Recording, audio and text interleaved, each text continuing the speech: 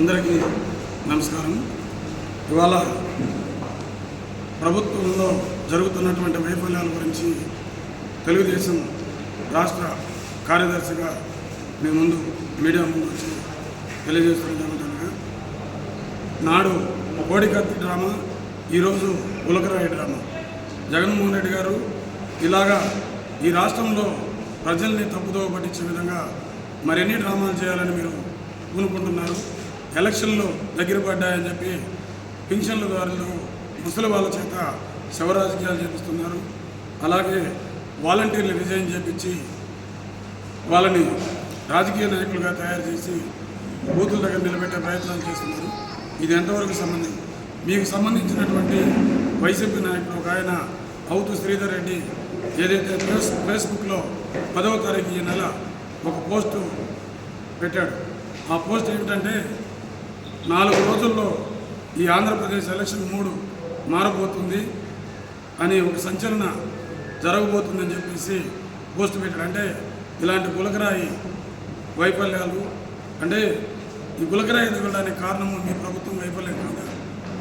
7 గంటల నుంచి ప్రచార సభలో మీరు బస్యాత్ర చేస్తున్నారు.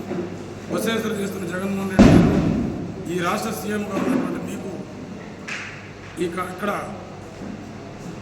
ఏదైతే పవర్ డిపార్ట్మెంట్ ఉన్నారో వాళ్ళ ద్వారా పవర్ కట్ కాకుండా చూసుకునే జాగ్రత్తలు మీకు లేవా?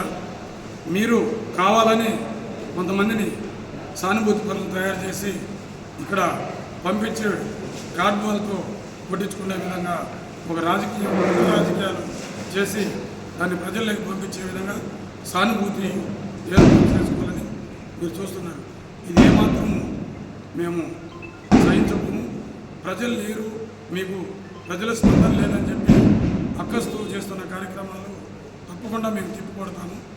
ఏదైతే ఈ కార్యక్రమంలో మీకు తగిలినటువంటి గాయం ఏదైతే ఉందో దాన్ని మీ బ్లూ మీడియా, సాక్షి మీడియాలో పెద్దగా అత్యాయత్నం చూపించారు.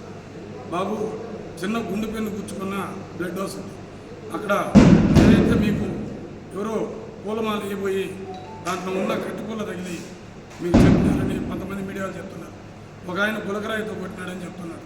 గులకరాయితో కొట్టడము, కాటుబాలతో కొట్టడము ఇది మీకు అలవాటేమో. మేము చెప్తున్నాము, ఈ 4.5 సంవత్సరాల్లో 5 ఏళ్ళ పూర్తి ఏ ప్రాజెక్ట్ అయినా నిర్మించారు, ఏ నీటి వ్యవస్థ అయినా, నీటి ప్రాజెక్టు అయినా నిర్మించారు. ఎటువంటి ఉపయోగం పడేటటువంటి అభివృద్ధి కార్యక్రమాలు మీరు చేయలేదు. ప్రతి ఒక్కటి శవ రాజకీయాలు, దౌర్జన్యాలు, ప్రజల్ని భయప్రాంతం చేసే విధంగా మీరు చేశారు. ఈ రాష్ట్రాన్ని పరిపాలించే హక్కు మీకు లేదని చెప్పి ఈ సభాముఖంగా తెలియజేస్తుంది. ఎందుకంటే తల్లిని చెల్లిని కాపాడలేని నీకు ఈ రాష్ట్రాన్ని పరిపాలించే హక్కు లేదు అని చెప్పి జగన్మోహన్ రెడ్డికి ఈ సభాముఖంగా తెలియజేస్తుంది. పోతే ఈ 5 ఏళ్లలో మీరు చేసిన వైఫల్యాలన్నీ కూడా తిప్పికొట్టే రోజులు ఈ 4 రోజుల్లో మీ ముందుకు మేము వస్తున్నాము. ప్రజల స్పందన తక్కువైందని చెప్పి మీరు చేస్తున్న డ్రామాలన్నీ కూడా తిప్పికొడతామని చెప్పి తెలియజేస్తున్నాము. ఇటువంటి అవాకులు చివాకులు పడితే తెలుగుదేశం నాయకులు ఎవరు కూడా సహించుకోమని చెప్పి ఈ సభాముఖంగా తెలియజేస్తున్నారు.